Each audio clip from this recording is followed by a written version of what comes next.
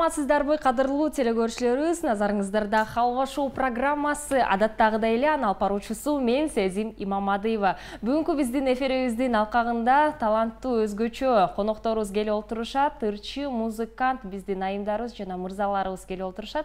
Деги эле оюндардын азыркы учурда кызыгын биз менен чогуу байкай аласыздар, анткени бүгүн эле музыканттардын таймашы болмокчу. Дароо эле конокторубуз менен бүгүн сиздерди тааныштырып кетели. Бүгүнкү биздин студиябызда менин оң тарабымда Памир Маданбеков келип отурат. Кол чабуулар. Кош келиңиз, Памир. Дароо эле сиздер менен талкуулап, маек куруп, бир нече суроолорду узаткым келип жатат. Памир, азыркы учурда деги эле музыканттардын заманбап ушул технологиялардын алкагында дайыма умтула турган нерсе бар деп айтып коюшат. Мисал келтирсек, адистер үчүн музыка бул кыймыл же өнүгүү үчүн кандайдыр бир процесс десек болот да. Сиз үчүн деги эле музыканын ошол алкагында эмнеге умтуласыз, айта кетиңизчи. Кандай десем? Музыка сиз үчүн эмне десек болот? Музыка менин жан дүйнөм. Музыка менин жашоом. Ошо. Жакшы. Деги эле айта кетиңизчи, сиздин жашооңуз болсо кандайдыр бир музыканы аткарууда же чагылдырууда ал музыканы биринчи кезекте кимге арнайсыз? Элге арнайм. Эл уксун, эл үчүн баары. Эң сонун жооптордун бири жана Памир, бүгүн сиздин командалашыңызды да тааныштырып кетели. Памирдин жанында Бикназар Камчыбеков келип отурат. Кол чабуулар, Бикназар, кош келиңиз. Саламатсызбы? Памир, сиз дагы музыка дүйнөсүнө бизди чөмүлтүп коюңузчу. Өзүңүз азыркы учурда кандай музыканы жактырасыз? Өзүм азыркы учурда Сара Бешиналиев атындагы искусство университетинде билим алып жатам. Музыка жана ырдоо бөлүмүндө. Музыка ошол кичинеме бери кызыгуу келип, пайда болуп, ошо музыка тармагында билим алып, аракет кылып келатабыз акырындан. Азыркы учурда кимди көп аласыз? Кайсы аткаруучуларды? Азыркы учурда көбүнчө эски ырларга басым жасайм. Жакшы. Эски ырларды ырдап, аккордеон менен ошол менен эски ырларга басым жасап ырдап жүрөм. А сиз көтөрө албаган музыка барбы? Ырдай албаганбы? Көтөрө албаган, сизге жакпаган. Жакпаган. Музыка чөйрөсүндөгү адам болгондон эми баардык ырды эле. Рэп жагабы сизге? Рэп да укпойбуз. Рок-н-ролл. Классика, баардыгы жагат, Бас. Эң сонун.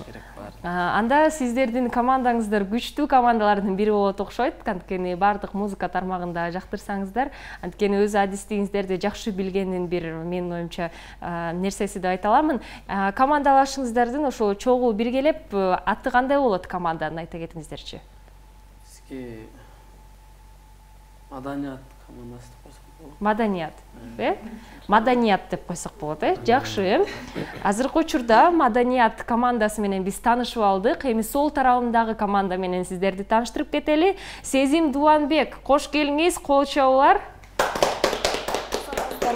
Саламатчылык, Сезим, айта кетиңизчи. Сиз өзүңүз музыканы кайдан окудуңуз? Кайсыл мугалимдерди ыраазычылык менен эстейсиз?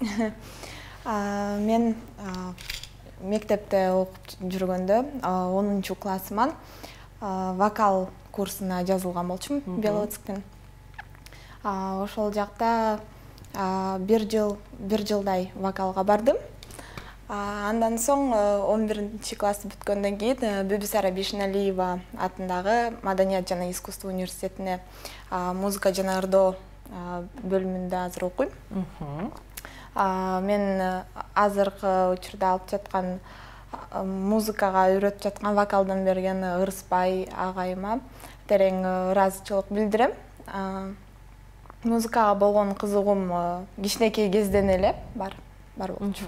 Жакшы, чоң рахмат. Эмесе бүгүнкү сиздин командалаш мырза менен тааныштырып кетели. Рүстөм Базарбеков, Рүстөм, кол чабуулар, сизге дагы саламатсызбы? Рүстөм, азыркы учурда деги эле дүйнө жүзү боюнча музыкалык терапия деген нерсе менен таанышсызбы? Жок. Тааныш эмессиз. Менин оюмча ар бир музыкант бул нерсе менен тааныш болуш керек. Анткени музыка укканда музыкант катары эмес, жөн эле угуучу катары мисал келтирсек, мен укканда кандайдыр бир эс алуу аламын.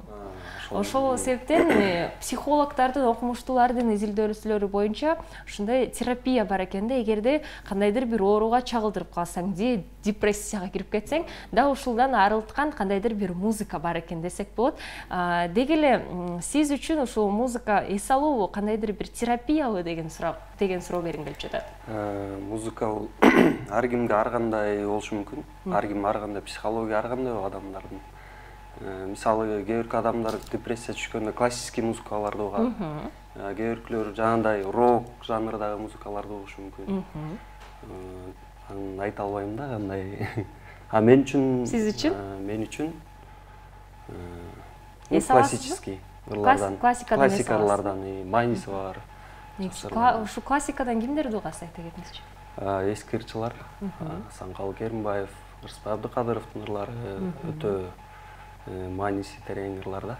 Эң сонун. Биз дагы эфирибиздин алкагында сөзсүз түрдө биздин музыканттарыбыздан дагы бир чыгарманы толугу менен уга алабыз деген үмүттөмүн. Бирок ага чейин оюнубузду дароо баштап кетели. Азыркы сиздердин командаңыздардын аты кандай болот? Биздин команданын аты Искусство жана маданият деп бөлүнүп алдык. Эң сонун аттар десек болот. Азыркы учурда маданият жана искусствонун салгылашуусу болмокчу. Ошол себептен бизден эч алыстабаңыздар. Биз болсо сиздерге суроо узатып кетели. Жеңиштин эң мыкты мотивациясы бул эмне? Жеңишке жетүүгө эмне жардам берет? Жеңишке жетүү эң башында ошого эмне үчүн максат койгонуңа дагы аракет. Максат жана аракетти сиздерге каалайбыз. Жана Халва шоу теледолбоорунун алкагында жеңишке бизге Nitro энергетикалык суусундугу жардам бермекчи. Абдышата компаниясынын биринчи атамекендик энергетикалык суусундугу жана биздин бүгүнкү студиябыздын алкагында жаңы жана ар түрдүү жаркыраган даамдарды байкап көрөбүз. Бүгүнкү Халва шоу теледолбоорунун алкагында жаңы даамдар менен сиздерди тааныштырып кетели. Киви мангостин, жапайы мөмөлөр, грейпфрут, маракуя, нитрозира шекерсиз, минималдуу түрдө калориялар, курамында стевия бар. Салам достор, жаңы жылда эмне кылышты чечтиңерби? Мен эч качан токтобойм. Бул укмуштуудай жыл болот. Бул энергия тартуулайт. Nitro, жаңы жылдын энергиясы.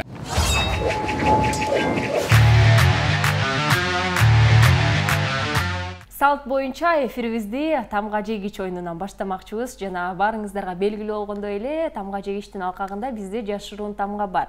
Команданын ичинде бир гана киши катыша алат жана командалашып болсо жардам бере алат. Биз ар кандай кызыктуу ойдо келбестен сиздерге суроолорду узатмакчыбыз. Эң негизгиси бул жакта биз айткан тамгадан жооңуздар башталышы керек. Ошондуктан ойдон келбеген суроолор болгондуктан сиздер дагы ойдон келбеген жоопторду бизге узатсаңыздар болот. Биринчи кезекте кайсы командадан баштайбыз? Маданият же искусство? Чечип алыңыздар. Маданияттан. Чындыгында айта кетейин, эмне себептен билбейм, бирок көпчүлүк биздин учурубузда 90%-ында ушул оң тарап дайыма биринчи баштап турушат да, эмне себептен билбейм. Сиздер макулсуздар, баштап бересиздерби? Анда эмесе маданият командасынан биз тамга жегич оюнун ачып бермекчибиз. Кимиңиздер жооп бересиздер? Мен жооп берейин. Бикназар жооп бересиз. Бикназар, сиз суроолорго жооп бересиз, бирок командалашыңыз Памир сизге жардам берип турса болот. Кандайдыр бир суроого жооп табылбай калса, жардам бергенге мүмкүнчүлүгүңүздөр бар. Сиздердин тамгаңыздар Ж тамгасы. Ж тамгасы. Даярдап бергиле. Оюңуздарды азыр Ж тамгасына бардык сөздөрдү эстей бериңиздер. Биз болсо айта кетели, 1,5 мүнөт убактыңыздар бар. Команда канчалык көп суроо жооп берсе, дагы ушул кентайлашуучулардан дагы суроолору жана жооптор көбүрөөк болсо, халва бал алмакчысыздар. Даярсыздарбы? Даярбыз. Ж тамгасы маданият командасына берилет. Убакыт кетти. Форельди эмне менен кармаш керек? Жылка менен. iPhone 15-ти кайда сатып алса болот? Жалбаттым. Жолдошуңдун туулган күнүнө кандай белек берүү керек? Чөйлө. Чөлдө эмне кылуу мүмкүн эмес? Жүргөнгө. Сиздин эң жакшы көргөн салатыңыз кайсыл? Жемиш. Көйнөгүңүз канча турат? 700. Самурайлардын жакшы көргөн тамагы? Жүзүм. Аялдар караокеде эмне кылышат? Жыргашат. Эркектер гаражда эмне кылышат? Жуунушат. Чемпиондор эртең мененки тамакка эмне жешет? Жумуртка. Жолдошуңуздун эрке аты ким? Жубайыңыздын эрке аты ким десек? Жазгүл. Тоого эмнени алып барууга болбойт? Жаш балдарды. Кытайлык ашпозчу эмне жөнүндө ойлонот? Жаш кыз жөнүндө. Эмне үчүн крокодил?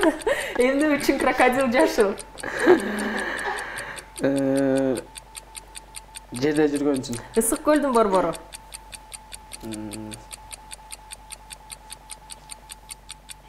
Ысык көлдүн борбору? Жетөгүз. Мамлекеттин эсебинен кимдер жашайт? Жигиттер. Милициянын эркелеткен аты кандай?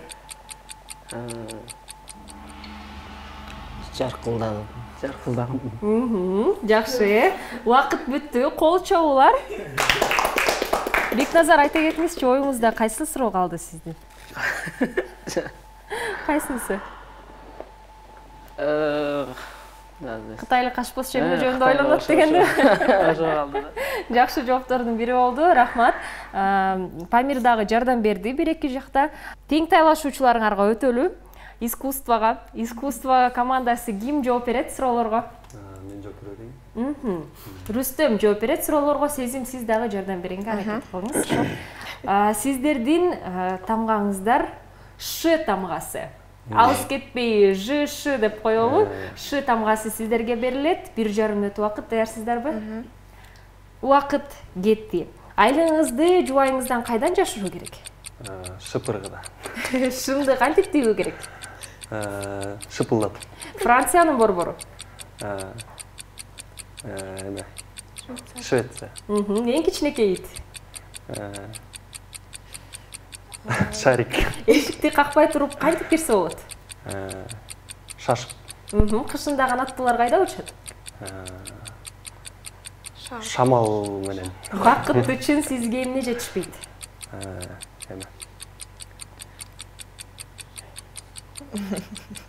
Шайыр мүнөз. WhatsApp тобунан ким ар дайым чыгарылат? Кимди кууп турасыңар топтордон? Шумныйлар. Кар бүртүкчөлөрүн кайда жашашат?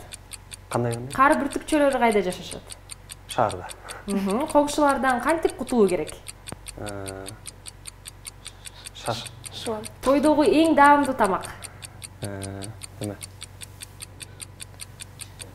Шакарап. Жаңы жылда адамдар эмнеге акча коротушат?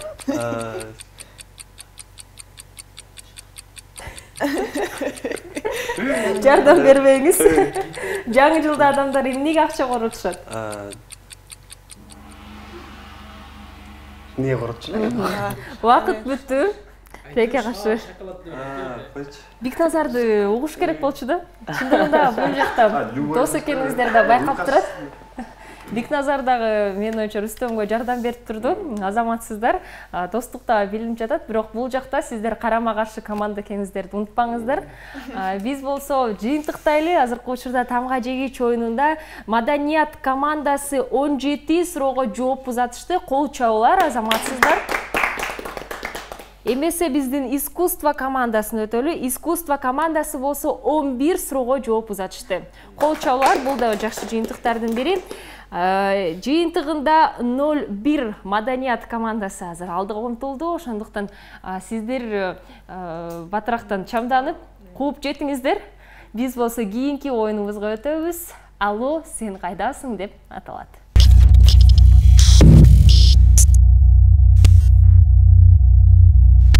Алло, сен кайдасың? Биз досторубуз менен жол арнасында сен кайдасың деген суроону узатабыз бири-бирибизге. Дал ушул оюнубузда дагы биринчи командалашыбыз катышуучулардан алуу сен кайдасың деген суроону узатат. Экраныбызда болсо ар кандай жерлер пайда болот. Жана катышуучу дал ушул локацияларды сөз менен түшүндүрүп берүү керек. Командалаш болсо дал ушул досу кайсы жерде экендигин билиши керек, табышы керек десек болот. Командаларга 1,5 мүнөт убакыт берилет. Жана сиздер байкагандай эле азыр бул оюнду искусство командасы ачып бермекчи. Сезим дал жерлерди атабастан түшүндүрүп берет.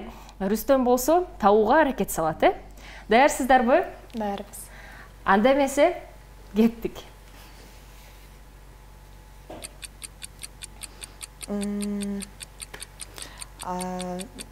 Мен ал жакта көпмүн. Кээде экөөбүз да ушул жакта болуп калабыз да. Туугандар, жакындарым, моменттер көп да ушул жактачы. Моменттер көп. Ооба, моменттер. Мисалы, мен универдемин, анан ушул жактан моменттерди мен сактап калам да ушул жакачы. Алып. Галерея. Биз ар бир выходной сайын кетебиз да ушул жакачы, өзгөчө сен барасың ушул жака. Ошол жака барасың, кетесиң да выходной күндөрү. Аталышы, жердин аталышын табуу. Жердин аталышы. Кетесиң го үйүңө. Үй. Ооба. Аталышы. Жердин. Карабалта. Ооба. Сен окугансың, тогузду бүтүп окугансың ошол жакта. Тогузду бүтүп билимди алгансың. Университет? Жок. Азыр университет, ага чейинки сен окуп окуган жер. Лицей. Ооба, лицей. Убакыт бүттү, тилекке катышып. Чындыгында байкасак Сезим. Сен үйгө барасың, ар ишемби жекшемби сайын десе Рүстөм түшүнбөй жатты да, каяка барам, үйгө барамбы, анан аталышы десе эмне болуп кетти бул жерде? Карабалтага дайыма эле өтүп жүрүп турбайсыз. Чота каяк үй деп атабы же орусчабы, кыргызчабы ушундай эме болуп кетти да. Жакшы. Анан кийин келбеди. Жердин аталышы деген Карабалта дебедим. Сезим, эмне себептен галереяны сиз эмнегедир уюлдук телефондогу сүрөт сактаган тиркеме деп ойлоп калдыңыз? Галерея. Мен анткени көп учурда мен телефонду моменттерди сактап калыш үчүн галереяма моменттерди сактап калам да, сүрөткө тартып ошондуктан моменттер деген. Бирок байкасак, чындыгында эгерде суроо ушу сөздөрдүн кандайдыр бир эки мааниси болсо, бул дагы жакшы бир менин оюмча шарттардын бири да, ушинтип оюндан чыгып кетүү десек болот. Азаматсыздар, азыркы учурда бизде маданият командасы канча сөздү туура табат экендигин келиңиздер чогуу санап көрөлү.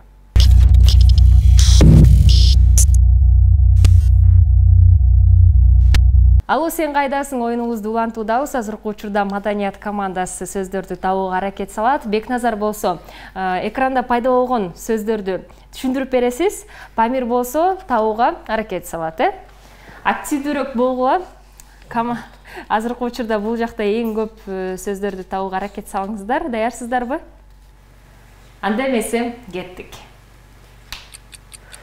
Сен бул жерден чыгып кайсы жакка барасың? Шаарга.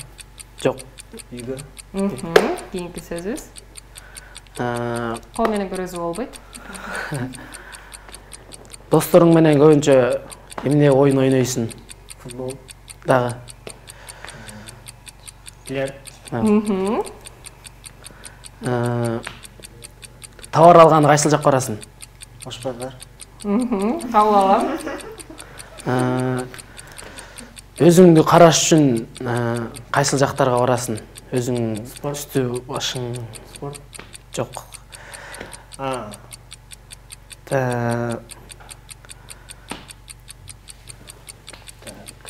Аракет салып, дагы түшүндүрүү керек. Жок, дагы. Өзүң караш үчүн. Караш үчүнбү? Кийинки сөз бар. Дордойдо эмнелер көп? Выборлар көп. Жоқ, тағы товарлар көп. Тағы. Ошо товарлар неде сакталат? Складта. Тағы. Айтсаңыз десең. Складта. Нелерде? Жоқ, складта. Табасын ойласаң кейін. Кейінке. Уақыт бүтті. Қол чабулар. Аракет салдыңыздар. Азыркы учурда өзүңдү караш үчүн эмне кылыш керек деген жер жакты да мага. Бирок чындыгында эле, эгерде мен Памирдин ордунда болсом, мен деле айтмакмын, спортзалга барып машыгышым керек депчи. Бирок Памир эмне деп ойлоп жатасың? Бул эмне болду экен деп. Спортзалдан тышкары. Мырзалар менин оюмча өздөрүн караш үчүн бир эле жерге барышат да. Албетте бул чач тарач болчу. Чындыгында азыркы учурда ойго келген жок, Контейнер дегенде деле эме кылчу. Тамакты деле сактайсыңар депчи. Чындыгында Эки мааниде да түшүндүрүп койсоң. Бул азыркы учурда оюндарга биз жаңы гана киришип жатабыз. Алдыда дагы бир нече оюндарыбыз бар. Азыр болсо жыйынтыктап кетели. Азыркы учурда биздин оюнубузду Маданият командасы улантып кетти жана 3 сөздү туура таптыңыздар. Кол чабуулар бири-бириңиздерге. Искусство командасын өтөлү. Искусство командасы болсо дагы 3 сөздү туура таптыңыздар. Ар бир командага азыр 1 балдан беремин, жыйынтыгында 2-1. Алдыда бизде Маданият командасы келе жатат. Кийинки оюнубузда болсо 2 халва балды алууга мүмкүнчүлүк бар ар бир командада. Оюнубуздун аталышы калппы, чынбы. Салам достор, жаңы жылда эмне кылышты чечтиңерби? Мен эч качан токтобойм.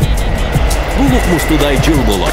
Бул энергия тартуулайт. Нитро, жаңы жылдын энергиясы.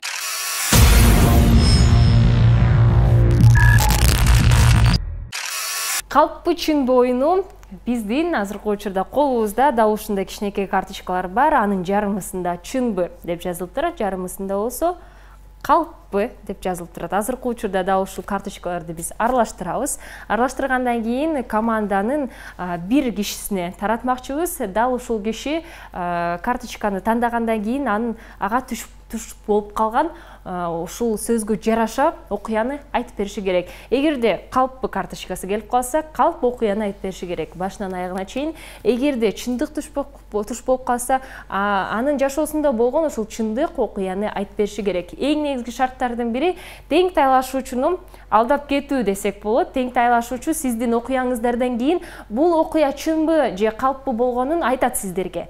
Анан эгерде туура табып калса, албетте 1 халва балды аласыздар тең тайлашуучулар, жана тескеринче оюндун алкагында 2 халва балды алууга мүмкүнчүлүгүңүздөр бар. Азыркы учурда сиздердин командаңыздарды ким окуяны айтып берет чечишөңүздөр, мен болсо аралаштырайын, бардыгы таза болуу үчүн. Андан кийин сиздерге таратайын. Маданият талкуңуздар. Командалашка көргөзсөңүз болот, тең тайлашуучуларга көргөзбөйбүз. Рүстем, искусство командасы. Рүстем, сиз сезимге көргөзсөңүз болот, тең тайлашуучуларга көргөзбөйбүз. Азыркы учурда буга чейин бизде Алло сен кайдасың оюнун биринчиден болуп искусство командасы ачып берген. Азыр болсо биринчиден Маданият командасынан баштамакчыбыз. Бекназар, Памир, кимиңиздер бул оюнда окуяны айтып бересиздер? Мен айтып берейин. Бекназар, сиз айтып бересиз. Анда эмесе кызык болуп жатат. Баштай берем. Баштай бересиз. Мен 2019 жаңы ушу Бишкекке келгенде биринчи жолу келгем Бишкекке. Анан Ош базарга келдим. Келип маршруткаларды эле билбейм, окуу жайга тапшырышым керек да, документ тапшырганы. Анан кайсы маршрутка барышымды эле билбейм. Таксиге отуруп келдим, анан такси келип. Анан ушу интернеттен көргөм, КГУК деп айтылат да биздин эмеде. Ошол жакта маалымат алсаң болот деген. Анан КГУК деп кагазга жазып алгам. КГУК деп ушул университет деп. 5 налуу экенин деле билген эмесмин. Таксиге келип ошону көрсөттүм. Таксиге келип ушундай окуу жайга барып алып коюм деп. Анан таксист да жакшы билбейт экен шаарды. Анан ал алып барып туруп мени Кыгыстага апарып салган. Кыгыста мындай архитектура окуу жайы ушундай болуш керек, ушундай экен. Барып кирсем, эжекелер кабыл алып отур. Катарынан. Анан барып ушундай эстрадныйга тапшырайын деп келдим дедим да. Окуу жайга музыканы. Кандай музыканы деди. Ону эжеге бар, эжеге бар деп түшүнөт коюшат.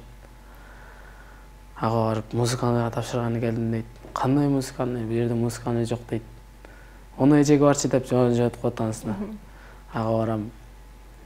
Ошол жерде эже урушкан мени. Бу жерде музыканы жок.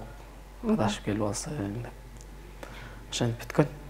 Дал ушул окуяны тең талашуучуларга суроо болду да, азыркы учурда Бекназар чындык окуяны айтып бердиби же калп окуяны айтып бердиби? Кандай деп ойлойсуздар? Биринчи кезекте суроо атайын, сиздердин дос болуп жүргөнүңүздөргө канча болду? 1 жылдай. 1 жылдай болуп калды. Анда сиздер башын билбейт экенсиздер, э? Азыр тапканга аракет салыңыздар. Чындык окуябы же калп окуябы? Кандай деп ойлойсуздар? Окуя. Мен оюмча баягы баардыгы эле айылдан келип эле, баардыгы эле ошондо адашкан да баары эле. Сиз адаштыңыз беле? Адашкан мен деле. Азыр чогуу сүйлөшүп, бир жоопту кабыл алайын, экөөңүздөр сүйлөшүп алыңыздар. Кайсы жоопту кабыл алат? Азыркы учурда искусство командасы бул окуяны чындык деп атап жатышат. Бекназар, карточкаңызды көргөзүңүз эми. Калп окуя экен. Караңыздарчы досуңуздар, кантип алдап жатат сиздерди. Биринчи кезекте кол чобулар. Бекназар, азаматсыздар. Маданият командасы азаматсыздар. Кайсыл жерде алдап кеттиңиз бизди? Негизи келгем, биринчи жолу келгем, бирок мени башка бирөө алып барган да ал окуу жайга. Мен өзүм такси менен барган эмесмин. Азыркы учурда сиздер байкасаңыздар болот, калп. Тааныш балам бар болчу, ал искусстводо 2-курс болчу да. Ошого айткам, ошо мен окуу жайды билбейм, мени алып бар өзүң эле. Ошо Алсейит деген бала барып. Таксисттер жамандап чыктыңыз. Алар да мени адаштырып тура эмес жакка алып барып алды деп. Азаматсыздар, маданият командасы, биз болсо искусство командасынын өтөлү. Азыркы учурда сиздердин окуяңыздарда ким бөлүшүп берет? Рүстөм, Сезим? Сезим бөлүшүп берет. Айтып бересиз? Эле. Да, бизге айтып бериңиз окуяңызды. Мен өзүңөр билгендей эле модельныйга барам. Модельный агентство One Models менен контракт түзүлгөн меники азыркы учурда. Былтыр 1-чи курсумда эми конкурска катышкам. Мисс Университет Кыргызстана. Анда мен 1-чи жолу ушундай чоң сахнага чыккам. Подиумда басып, анан ошондо өзгөчө бир сүр болот да, өзүндө сүр болот да сахнада. Мен очередь, бүт кыздар по очереди кетип атканда, менин очередиме келген. Мен 4-чү болчум. Менин очередим келип, анда така менен бүт кыздар така, бийик така кийген болчубуз. Анан мен сахнага чыгып, подиумдан басып бара жатканда, ал жакта эме болчу да, мындай подиумда кандай мындай бөлүкчөлөр бар болчу, бөлүкчө. Ошол бөлүкчөлөрдүн мен басып баратканда каблугумдун шиш така кирип кеткен да, ушул бөлүкчөсүнүн ортосуна кирип кетип, анан эме бирок билгизбегени аракет жасап, түз кайра басып кеткен болчумун. Ошондо бир-эки адамдар байкап калган болчу. Анан кайра артка келатканда дагы бир аз ошондой эле ситуация кайра ушул жерге кайра эле аракет жасасам дагы баары бир кайра эле ушул жерге каблук кирген да. Кызыктуу окуя. Анда биринчи жолу сахнага чыккан болчумун, подиумга. Ошол окуя чындыкпы же калппы? Азыркы учурда мырзаларга менин оюмча бул оор окуялардын бири деп айта аламын. Мындай нерсеге мырзалар туш болуп көргөн эмес, бирок маданият командасы кандай деп ойлойсуздар сиздер? Чын болушуна мүмкүн. Муну билебиз да. Ал эмеде анда ошол барганчы айтып берген өзү деле. Чын болорсунчу? Эң негизгиси карточкадагы окуяны тапканга аракет салыңыздар. Ошол болот атпайбы? Чын болашынча? Чын боларсың. Кабыл ала берейин, э? Кабылабыз. Памир, макулсузбу? Макулсуз. Чындык деген жоопту кабыл алып жатамын. Азыркы учурда искусство командасы көргөзүп коюңуздар карточканы. Бул Калп болчу. Азаматсыздар, кол чабуу бар, калп. Байкасаңыздар, калппын. Кайсы жакта алдап кеттиңиз сиз? Кайсы жакта алдап кеттиңиз? Ошол жака штакам кирип кайра келет да кирип кеткендиги ал чындык эмес болчу да. Жөн кошулган. Бирок эмнегедир мен да сизге ишенип кеттим, анткени менин дагы тажрыйбамда да ушул нерсе болгону айта аламын. Жада калса филармония эгерде ушундай чоң сахнаны алсак, ал жакта да ушундай кичинекей мелер бар десек болот да. Да ушул жерден дагы мен дагы ишенип кеттим десек болот сезимге. Ошондуктан эч кабатыр болбоңуздар. Азыркы учурда калппы чынбы биздин оюнубузда ар бир команда тең бир-бирден упайларга ээ болууда. Кол чабуулар. Жыйынтыгында 3-2 маданият командасы дагы эле алдыда, искусство болсо чуркап келе жатат аркасында, жакындап калдыңыздар. Кийинки оюнубузда азыр биздин командаларга ишенимдүү дос керек болмокчу, анткени оюнубуздун аты Алло Доске.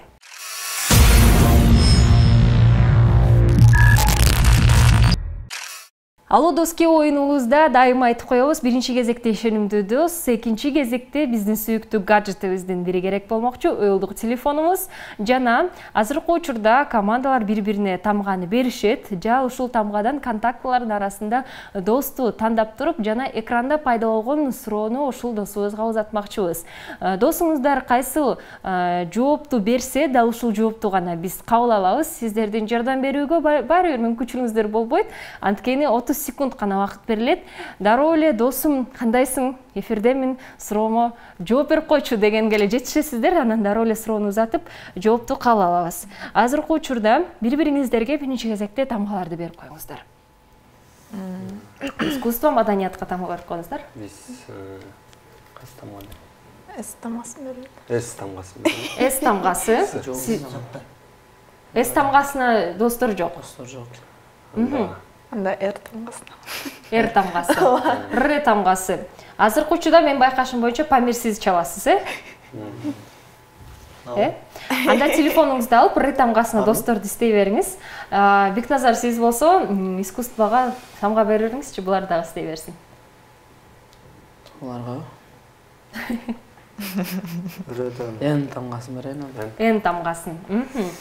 Бизде искусство командасы биринчиден баштап бермекчи. Кайсыл тамга берилди? Н тамгасы. Н тамгасы. Бар экенби контактлардын арасында? Рүстем, кимге чаласыз? Эжекеме чалайын. Эжекеңизге аты ким? Насип. Насип. Насип аттуу эжекеңиз. Чалып баштасаңыз болот. Динамикти күйгүзүп, телефонуңузду микрофонго жакыныраак кылыңыз. Мындай болуппу? Чалып баштагандан кийин биздин суроо экранда кетмекчи.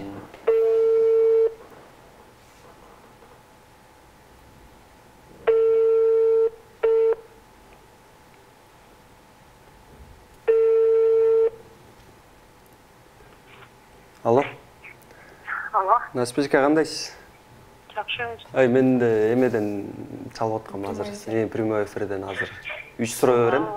Кайсы өлкөдө жаңы жылдык балатыны жасалгонууну чечишкен дейт? Кытай, Франция, Германия. Үчөн бирөөсү. Кандай чечишкен? Кайсы өлкөдө жаңы жылдык балатыны жасалгонууну чечишкен? Украшение кылып. Кытай, Франция, Германия. Чечишкен? Ооба. Батыраак. Жаңы жылдык Балатыны жасалгонууну. Варианты. Кытай, Франция, Германия. Бир жоопту кабыл алабыз, батырактан жооп берүүгө аракет кылыңыз. Кытай, Франция, Германия. Кайсы өлкөдө? Батырактан жооп узатабыз, убактыбыз бүтүп баратат. Үчөн бирөөсү. Германия. Германия. В вариант. Германия. Жоопту кабыл алабыз. Азыркы учурда Алло Доске оюнубуздун алкагында Насип эжеге суроо узаттык. Искусство командасынын катышуучусу Рүстөм Насип эжеге чалды. Кайсы өлкөдө жаңы жылдык балатыны жасалгонууну чечишкен деген суроону узаттык. Жана Насип эжебиз Германия деген жоопту узатты. Рүстөм, өзүңүздүн оюңуз боюнча кандай деп ойлойсуз? Кытай деп ойлойм. Кытай деп ойлойсуз. Сезим? Мен да Кытай деп. Тең тайлашуучулардан сурайлыкчы. Кандай деп ойлойсуздар? Кытай, Франция, Германия. Германия деп ойлойм. Германия. Насип эже менен макул экен. Бекназар, жоопту кабыл алдык. Тилекке каршы биз досубуз жооп берген жоопту гана кабыл алабыз. Германия. Жана биринчи кезекте Насип эже, эгерде эфирди көрүп калсаңыз, сизге салам жолдойбуз. Экинчи кезекте азаматсыз туура жооп, кол чабуулар. Германия жообу туура. Германияда 100 жылдан ашык убакыттан бери биринчи жолу балаты жасалган. Азыркы учурда биз Насип эжеге ыраазычылык билдиребиз. Анткени искусство командасы бир халва балга ээ болду. Маданиятка өтөлү. Азыркы учурда Ры тамгасы берилген сиздерге. Бекназар дароо эле телефондун арасында азыркы учурда досторду издеп жатат. Ры тамгасына Рүстөмдөн башка кимге чаласыз? Расул деген досум бар, ошого чалайын. Расул деген досуңузду. Чала берейин. Чалып баштай бериңиз, динамикти күйгүзүп, микрофонго жакындап коюңуз телефонуңузду. Микрофонго жакыныраак коюңуз. Расул, мен эфирдемин досум. Сага суроо. Балаты үчүн биринчи айнек оюнчуктар кайсы өлкөдө пайда болгон? Асы Швейцария, Финляндия, Голландия. Швейцария го. Швейцария. Ол досум. Рахмат. Кызыктуу. Расул сизди аябай жакшы түшүнөт окшойт, Эч кандай суроо берген жок. Бекназар мен эфирдемин десе эчтеке деп да жооп берген жок. Жөн гана Швеция окшойт деп койду да. Азыркы учурда эмнеге Швеция деп Швейцария деп айттыңыз, сиз айтыңызчы. Швеция өлкөсүндө жазылган. Бирок сиздин жооңузду ошол туура кабыл алып десек болот. Расулга дагы биз ыраазычылык билдиребиз. Швеция деген жоопту кабыл алабыз. Балаты үчүн биринчи айнек оюнчуктар кайсы өлкөдө пайда болгон деген суроону узаттык. Бекназар, өзүңүз кандай деп ойлойсуз? Кайра карап койдуңуз. Расул менен макул эмес окшойсуз, Жок, досума ишенем. Памир, сиз кандай деп ойлойсуз, айтыңызчы?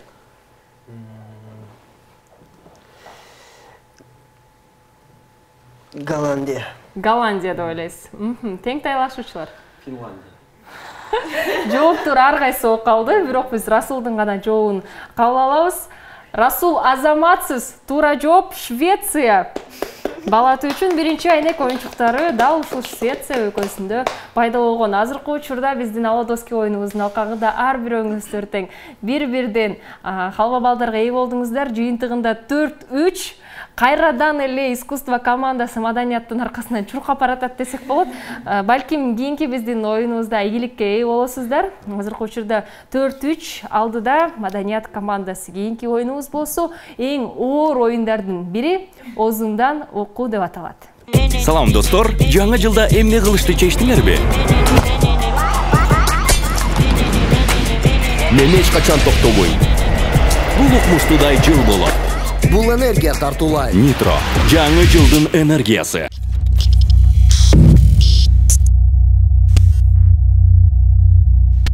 Буга чейин айтып кеткендей эле эң оор оюндардын бирин баштап жатабыз. Оозумдан окуу деп аталат. Эмне себептен? Анткени артикуляциянын жардамы менен азыркы учурда команда дал ушул бир катышуучубуз наушник тагынып, эч нерсени укпастан командалаштын айтып жаткан сөзүн табышы керек. Дал ушул сөздөр биздин экраныбызда чыкмакчы. Жана биринчиден болуп оюнубузду маданият командасы ачып бермекчи. Сиздер байкагандай эле наушникти азыркы учурда Памир тагынып алды. Памир сөздөрдү тапканга аракет салат. Ал сөздөрдү болсо артикуляциянын жардамы менен Бекназар айтып бермекчи. Маданият командасы даярсыздарбы? Даярбыз.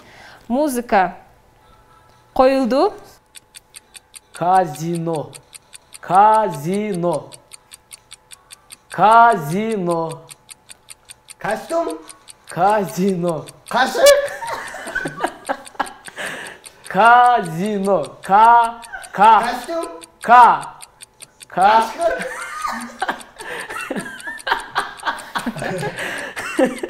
Кийинки сөзгө өтөлүбү? Кийинки сөз. Батыр. Батыр. Батыр. Бакыт. Батыр. Бакыт. Батыр. Батыр. Аракет кылабыз. Батыр. Баткен. Батыр. Батыр. Балтыр. Батыр. Батыр. Батыр. Барча. Кийинки сөзгө өткөрөлү. Қол.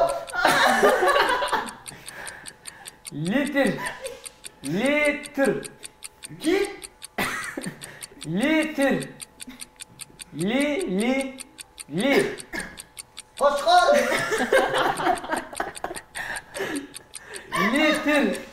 Литр. Ит. Литр.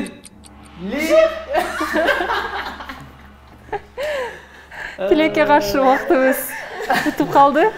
Чындыгында ушул себептен эң оор оюндардын бири деп айтып кетебиз. Чындыгында бул оюнда түшүндүрүп жаткан кишиден бардыгы көз каранды.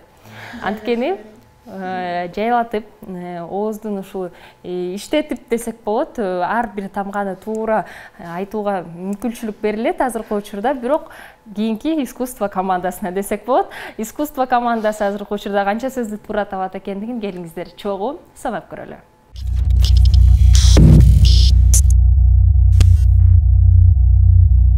Озундан окуу оюнун искусство командасы улантууда азыркы учурда наушникти сезин тагынып алды жана сөздөрдү табууга аракет салат. Артикуляциянын жардамы менен Рүстөм болсо сөздөрдү айтууга азыркы учурда экранда пайда болгон дал сөздөрдү айтасыз, туурабы? Ооздун жардамы менен гана кыймылдарды, колдорду колдонбойбуз, иштетпейбиз. Азыркы учурда музыканы баштайлы. Эндемесе убактыбыз кетти. Үн чыгарсаңыз болот. Салют.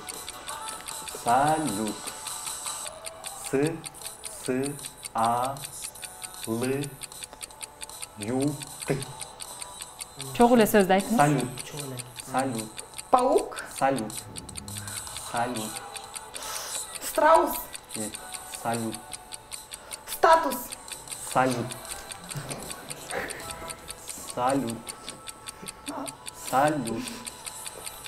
Паук. Салют.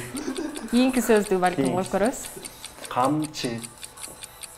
Камчы. Апельсин. Жок. Камчы.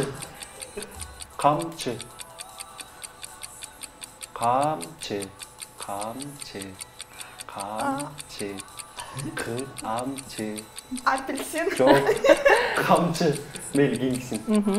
Кийинки сөздү коюп көрөлү. Форель. Форель. Молодец. Кар. Кас. Кагаз. Жок. Кар. Гуаш. Кар. Молодец. Лампа. Тамга. Тамак. Лампа. Убактыбыз бүттү. Акыркы сөздү айтып коебуз сезимге. Лампа болчу. Лампа. Биз болсо жыйынтыктайлы. Буга чейин бизде маданият командасы тилекке каршы бир дагы сөздү таба алган жок. Искусство командасы болсо 2 сөздү туура тапты. Кол чабуулар бири-бириңиздерге. Озундан окуу оюну менен дегеле бардык оюнубузду жыйынтыктаганда 4-4. Азаматсыздар. Азыркы салгылашуу аябай катуу болуп жатат, анткени биздин акыркы оюнубузга назарыбыз келди. Акыркы оюнда азыркы учурда ким утат деген суроо бардыгыбызды кызыктырып жатат болуш керек, анткени жыйынтыктоочу жана барабар келип жатышат биздин командалар. Анда эмесе оюнубузга өтөлү. Кайсы жылдыз деген оюнга.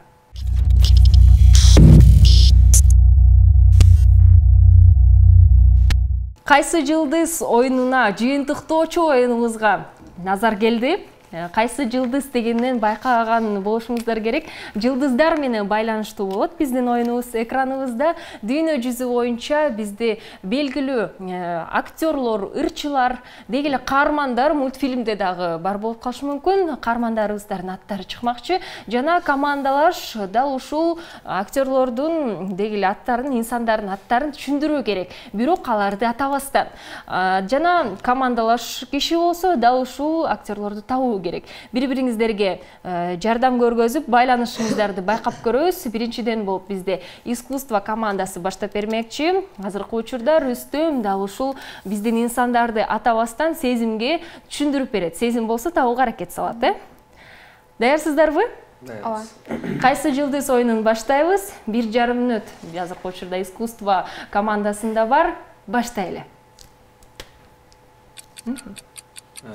Маска менен ырдайт. Тата боламбы? Азаматсыз. Эң биринчи президент. Эме. Президенттер атай берсин. Президенттерден. Мында чачы жок болмай. Ташиев эмес. Так, эме. Прям фамилиясы эсиме. Тилдин учунда турат десек болот. Тилдин учунда турат. Эме. Кийинки сөзгө өтөлү. Эме, ыргандай эле жок койсуң. Ырдап берсеңиз. Ырдай берсем болот. Ырдын башында эле өзүмдүн атын атап койгом болчу. Болбойт. Анда болбойт да, кийинкисин анда. Эме, орус эмеден, ырчылардан. Алла Пугачева? Ошонун эле Николай Басков? жок. Адушкасы. Орус ырчыларынан, Мейли кийинкиси. Эме 5000 сомдо. Эмебе? Сүрөтү бар, 5000 сомдо сүрөтү бар. Сүрөтчү, актер. Тилекке каршы убактыбыз тар болуп калды. Убактыбыз бүтпөй, эмне болуп кетти? Эмне себептен биринчи эле биздин инсанды таап калдыңыздар? Кайсыл жерде эмне болуп кетти? Сезим. Чындыгында биздин дал ушул оюнубузда бардык эле адамдардын ушундай аттарды жаттаганды ушундай мүмкүнчүлүгү бар деп айта албаймын. Анткени унутуп каласың да көп учурларда. Эмесе биздин азыркы учурда тең тайлашуучуларга өтөлү маданият командасына, андан кийин сөзсүз жыйынтыктайбыз.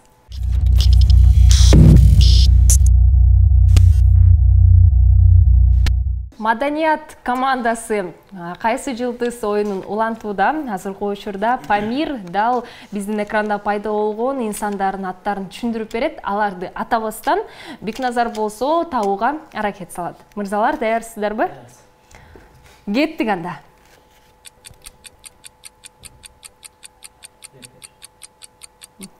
Рэпер, добр. Улук Манапо. Активдүүрөөк, Памир. Ырларын. Жок, антип болбойт. Кабыл албаймын. Кийинкисин өтөбүз. Ырларын деле айтып жүрсүң. Айт. Тааныйсызбы, Памир? Тааныбайсыз. Кийинкисин өтөлү.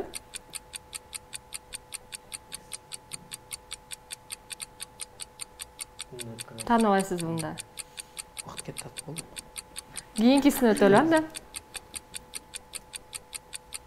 Акын.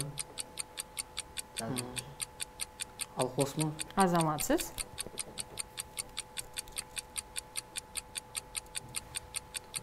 Тааныбайсыз.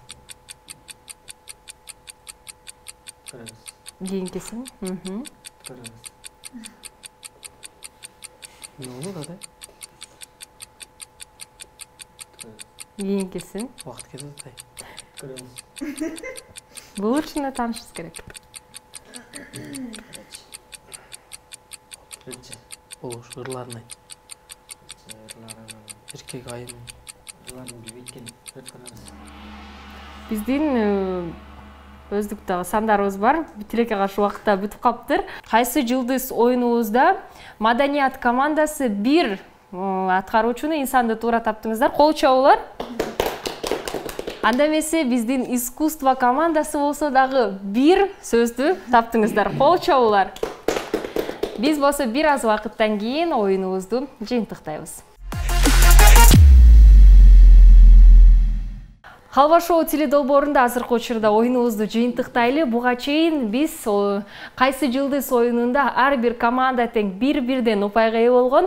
Жана достук жеңди 5-5 азыркы учурда. Ошондуктан биздин командаларга айта кетели, Маданият жана искусство командасы тең азыркы учурда барабар келип достук жеңип кетти. Ошондуктан биздин Нитро энергетикалык суусундугунан демөөрчүлөрдүн белектерин биз дагы 50-дөн 50гө бөлүп койдук.